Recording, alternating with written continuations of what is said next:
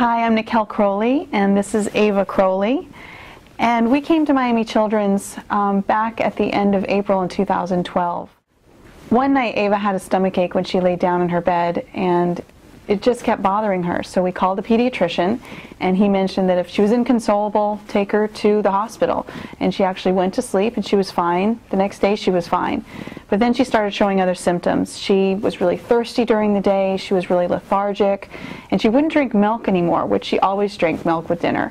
So we went to the pediatrician, and he asked me what I thought it was, and I actually had spoken to a mother of a child who had cancer, who goes to school with my son, and I had asked her, how did you know that your daughter had cancer? When she laid down in her bed at night, her stomach hurt. And immediately, bells just went off in my head, and so when the pediatrician asked me what I thought it was, I said, I don't know, I think it's a tumor. I had no idea what I was saying. I don't know what cancer is. I haven't had any exposure to cancer in my life, besides my grandfather when he was 85 years old. So he said, you know, that's so rare, it's really rare, but let's do some tests. And so he sent us to a gastroenterologist because Ava's pain was primarily above her belly button. And so I told the gastroenterologist the same thing. I think it's a tumor. I don't know what it could be. She's not lactose intolerant, she's not gluten intolerant. I don't know what this is. So he ordered a lot of tests, stool samples, urine samples, blood samples. Actually, Ava gave 14 vials of blood that very next day. And we also went to have an ultrasound done. And the ultrasound showed a shadow over her left kidney. And so the pediatrician called me and said, you know, we want to go to Miami Children's, and speak to the oncology department. And they'll, you know, we'll talk about this and see what we think the shadow means. So that next day we came here to Miami Children's and we met with the oncology team. Dr. Guillermo D'Angulo, he met with us. And he said because the stool samples, the urine samples, the blood samples all came back fine, that he thought maybe it was a 50% chance that she had cancer. But he wanted to do a CT scan and a PET scan that following Tuesday, and we would just see if there was any activity. And so the next Tuesday we came in. Boy, that was a long weekend.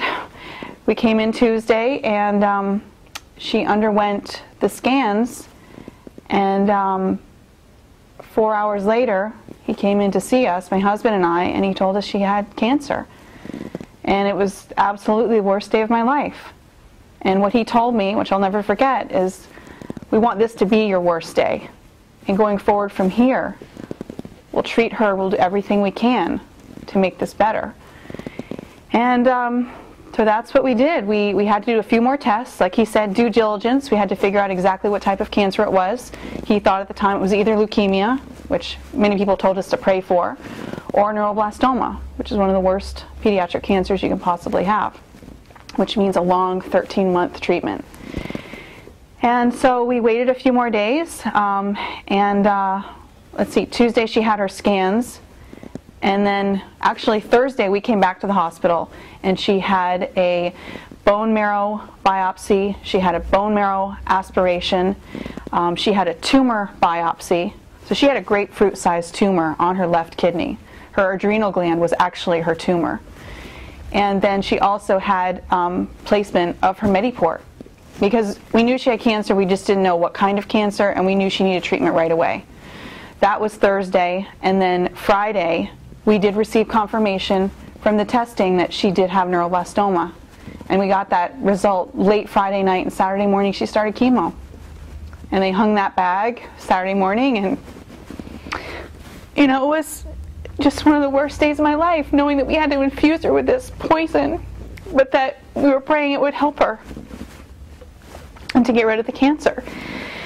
And so she did that. She had chemo, and she had 5 cycles of chemo. And then we did a scan, and it showed a major reduction in the size of the tumor.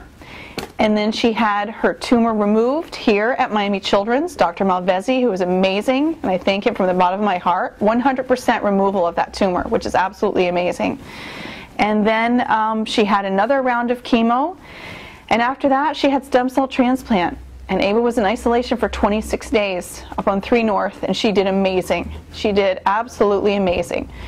And so after all these scans, you know, what she's showing right now is no evidence of disease. That's what they say with neuroblastoma. They don't say it's gone, but there's no evidence of disease on the MIBG scan, the CT scan, and the PET scan, and that is just amazing, really remarkable.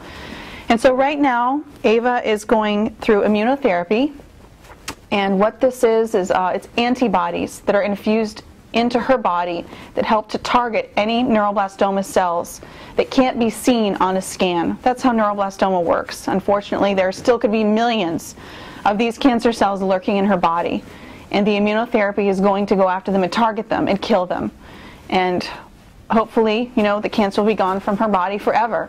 And so a 13-month treatment, it's worth it to save her life.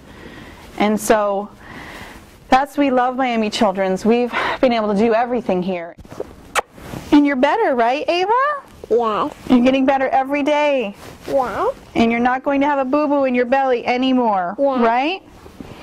Ava, what's your favorite thing about Miami Children's Hospital? Teddy. Teddy? Well, Miami Children's has given so much to Ava and to our family. I have 3 other children, 5-year-old twins and a 7-year-old, and the thought of having to leave them to go somewhere else, we're in a situation, fortunately, where we can shop around per se. We can go to different facilities. We can talk to other doctors. And we just felt that here, they've been great. They've been very knowledgeable. They have done their due diligence. The care we have received has been phenomenal. I'm just so happy that we were able to stay here. It's 20 minutes from our home. This amazing facility is 20 minutes from our home, right down the road. And I ask that you continue to support Miami Children's, support Miami Children's Hospital. There's so many great things that they have done for us, for our family, and it's on all different levels. It's not just the level of the doctor, it's the nurses, it's the child life. Ava gets to go play in the playroom and she has so much fun. They bring her Play-Doh, they read stories. Evan comes in and he plays guitar with her, and Carolyn, she played with you in the PICU the other day, right, Ava? Yeah. That was so fun. And just executives, what everyone keeps saying is they want to be better. They want to know the good with the bad. How can we improve? And when you hear someone say that, that's just awesome. They want to continue to get better. It's great. Please donate